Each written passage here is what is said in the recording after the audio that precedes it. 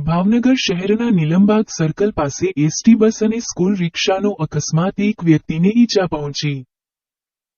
બનાવ અંગેની મળતી માહિતી અનુસાર ભાવનગર શહેરના નીલમબાગ સર્કલ પાસે એસટી બસ અને સ્કૂલ રિક્ષાનો અકસ્માત સર્જાયો હતો. સ્કૂલ રિક્ષામાં રહેલ એક વ્યક્તિને ઈજા પહોંચતા તેને તાત્કાલિક 108 મારફતે સારવાર માટે ખસેડવામાં આવ્યા. બનાવના પગલે રોડ પર ટ્રાફિક જામ સર્જાયો હતો.